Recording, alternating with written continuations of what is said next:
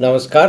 आपका बात 25सी में स्वागत है। तो बात 25सी में आज हम बात कर लेते हैं भारत की जो रक्षा उपकरण है उनका निर्यात कैसे हो रहा है और पहले कितना हुआ करता था, उसमें कोई अमूल चूल परिवर्तन आया है या नहीं आया है।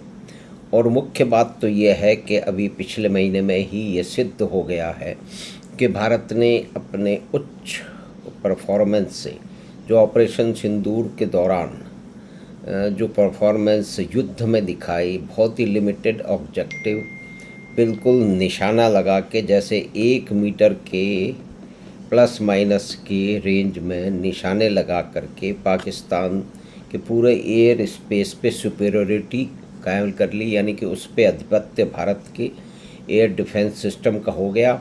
पाकिस्तानी कुछ कर नहीं पाए और निशाना लगा करके जो आतंकवादियों के जो पहले जो ट्रेनिंग कैंप थे, जहाँ से उनको ट्रेन करके भारत में घुसाया जाता था, यहाँ पर उत्पात मचाने के लिए, आतंक मचाने के लिए उन्हें भेज दिया गया। और उसके उपरांत जब पाकिस्तान ने रिटेलिएट किया तो उनके जो डिफेंस के एयर एसेट्स थे, एयरक्राफ्ट थे और एयर बेसिस थे, पूरे उत्तर से लेकर दक्षिण तक वो पूरे के पूरे भारत के डिफेंस सिस्टम के कंट्रोल में थे। पाकिस्तानी अपनी बदमाशी के हिसाब से कुछ भी नहीं कर पाए। और मुख्य बात ये है कि एक भी ड्रोन भारत में आके उस तरह से नुकसान नहीं पहुंचा पाया, क्योंकि पूरा टिड्डी दल की तरह से आया कि उसको आकाश सिस्टम ने, जो कि DRDO ने डेवलप किया है, उसने उसको नष्ट कर दिया। और इसी तरह से जो ब्रह्मोस है उसने भी एक रक्षा प्रणाली का एक कवच की तरह से उसने काम किया। और जो है वो भारत एक विशिष्ट प्रकार से एकदम से धमाके के साथ में जो अंतर्राष्ट्रीय उच्च श्रेणी के जो आयुधन निर्माण के क्षेत्र में देश हैं उसमें उतर गया। इसकी किसी को भनक भी नहीं थी। लेकिन ये बात भी आवश्यक है कि जो इस क्षेत्र में जानते समझते हैं, जो मशीन निर्माण में, आयुधन निर्माण पर नज़र रखे रहते हैं, तो थोड़ी बहुत नज़र तो हमने भी रखी है। कुछ लोग, कुछ मित्र भी इस क्षेत्र में काम करते रहे हैं और बहुत सारी रिपोर्ट, बहुत सारे डिफेंस मिनिस्ट्री के जिस तरह से जो इंडिजनाइजेशन के लिए जितने भी प्रोजेक्ट आते रहे, जिसमें कि भारत में बनेंगे ये इक्विपमेंट, तो पहले जहां भारत की जो है वो 70% पूरा का पूरा जो है वो बाहर से आता था, अब 70% भारत में बन रहा है। और इसमें जो मुख्य बात एक ये भी है कि प्राइवेट सेक्टर, निजी क्षेत्र का योगदान अब डिफेंस प्रोडक्शन में 20% तो हो गया है।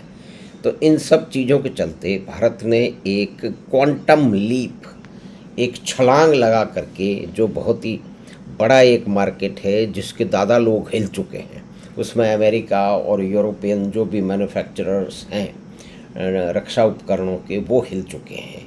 और उन्हें पता लग चुका है कि इस बाज़ार में एक नया खिलाड़ी उतर चुका है।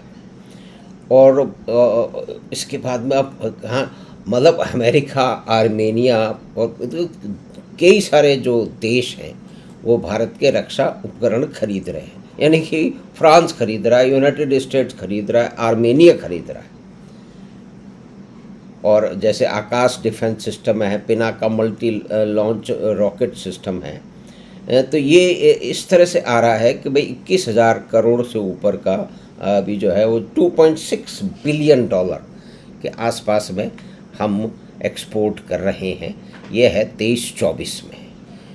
तो ये पहले साल से, मतलब पिछले साल से 22-23 से जो है वो करीब 33% ऊपर चढ़ गया है। वो पहले 16,000 करोड़ के आसपास था।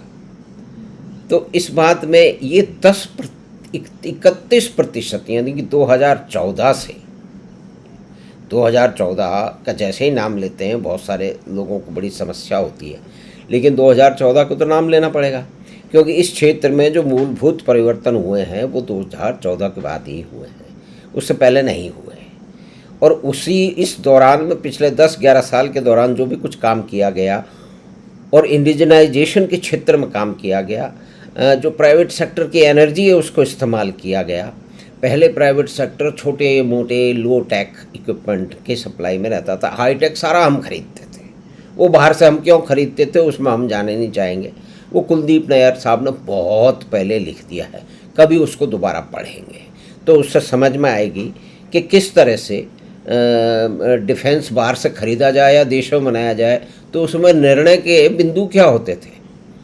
तो वो एक पुराने समय की बात है। तो अब जैसे अब इंडियन फर्म हैं जो कि चुपचाप काम करे जा रही हैं और ग्लोबल एयरोस्पेस जाइंट जो हैं वो उनसे सामान ले रहे हैं, यानी कि धीरे धीरे उनका परिशुद्धिकरण हो रहा है, वो बेहतर इक्विपमेंट बना रहे हैं और दुनिया भर के जो डिफेंस जो मैन्युफैक्चरर्स हैं वो अब आउटसोर्स कर रहे हैं कंपोनेंट इंडिया से। तो उस तरह से हिंदुस्तान में कैपेबिलिटी का निर्माण हो रहा है। पहले इन चीज़ों के बारे में सोचा वोचा नहीं जाता था। तो अब एयरबस है, कॉलिन एयरोस्पेस है, प्रैट एंड विटनी है, रोल्स रॉयस है, ये हिंदुस्तान से पार्ट लेने की, सोर्स करने की जो उनकी प्रक्रिया है उसको पहले से बढ़ा रहे हैं। और उसका कारण भी ये है कि इस क्षेत्र में सिग्निफिकेंट रूप से जो इंडिजनाइजेशन हुआ है तो उससे नई कैपेसिटीज़ बिल्ट हुई हैं और उसमें जो है ना ग्रोथ हुई है, तो उसमें रोज़गार की भी ग्रोथ हुई है, इकोनॉमी की ग्रोथ में उसका पार्ट है। और इसमें दोनों ही जो लोकल फर्म है वो अपने जो है वो काम बढ़ाते चली जा रही हैं, ये इंडस्ट्री के लोग कहते हैं। जैसे हाइकल टेक्नोलॉजी है और JJG एरो है, ये इस राइड के ऊपर चल रहे हैं। और रैथियन टेक्नोलॉजी को और बोइंग को भी जो है वो हाइकल जो है वो एक्सपोर्ट करता रहा है, उनसे आउटसोर्सिंग होती रही है। और ये 12 साल में बन गया है, मतलब JJG एरो जो बेंगलोर के अंदर एक इंडस्ट्रियल हब के अंदर है, वो 12 साल में 2 मिलियन की रेवेन्यू कर दी है, लेकिन अब उसने 2 मिलियन से लेकर 20 मिलियन तक कर दिया है। तो कुल मिला के बात यह है कि ऑपरेशन सिंदूर ने जो मानदंड स्थापित किए हैं, एक तो पाकिस्तान का न्यूक्लियर ब्लैकमेल हमेशा की थी, मिट्टी में दबा दिया है, समाप्त कर दिया, उस पर मिट्टी डाल दी है। दूसरी बात है कि अंतर्राष्ट्रीय उच्च श्रेणी के जो डिफेंस का जो बाज़ार है, रक्षा उपकरणों का बाज़ार है, उसमें भारत गांधी का देश, अहिंसा का सहारा लेने वाला देश अब डिफेंस क्षेत्र में एक्सपोर्ट कर देती है। कितना बड़ा परिवर्तन है। तो इस परिवर्तन से कई फ़ायदे हमें आगे मिलने वाले हैं। और इसमें पहला तो फ़ायदा ये है कि ये पाकिस्तान का जो ब्लैकमेल था कि मैं बम फोड़ दूंगा, वो हमेशा के लिए नष्ट हो गया है।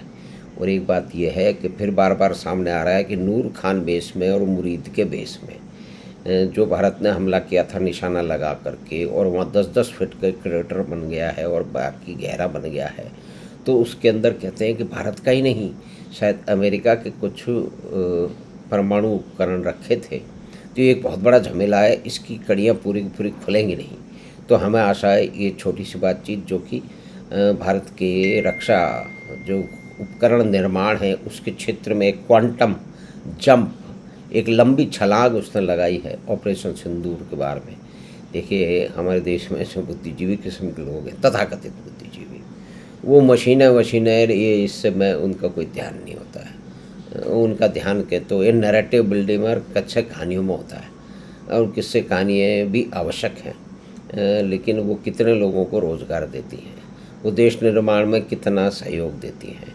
हम उसके विरोध में नहीं जा रहे हैं, हम भी खूब पढ़ते रहे और कोशिश कर रहे हैं कि हम भी 2-4 कुछ कहानियाँ कुछ लिख लें, लेकिन सिर्फ उसी से देश की प्रगति या कि देश का इंटेलेक्चुअल या कि आपकी जो सामरिक महत्व है जो देश में, वो उसी से बनता है कि आप इकोनॉमिक पावर हो, और इकोनॉमिक पावर होने के साथ ही आप फिर रक्षा क्षेत्र में भी एक अपने पहले से इससे सुदृढ़ कर सकते हैं। इसको भारत में एक समस्या ये है कि यहाँ की डोमेस्टिक पॉलिटिक्स, आंतरिक राजनीति इस तरह की है कि इसमें झूठा नैरेटिव है वो अधिक महत्वपूर्ण है और बहुत सारे लोग उसको चमकाते रहते हैं।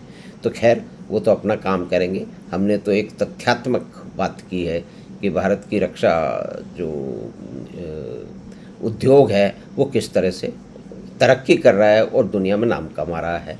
और ये फिर बार बार कहना पड़ेगा कि ऑपरेशन सिंदूर का एक इसका रिज़ल्ट है, उससे एक निकला हुआ जो है ना वो लाभ है। हमें आशा है ये छोटी सी बातचीत आपको पसंद आई होगी, तो आप चैनल बात 25 को सब्सक्राइब करें, लिंक अपने मित्रों और परिवार के साथ साझा करें। और हम आपसे फिर एक विनती करना चाहते हैं कि जब बहुत सारे महानुभावों ने इस चैनल बात 25 को सब्सक्राइब करने की कृपा की है, लेकिन उसमें कृपा करके एक ध्यान रखें कि जब आप सब्सक्राइब करते हैं तो डिफ़ॉल्ट सेटिंग प्राइवेट की होती है, तो उसे कृपा करके पब्लिक में बदल दें, तो हमें इससे मदद मिलेगी।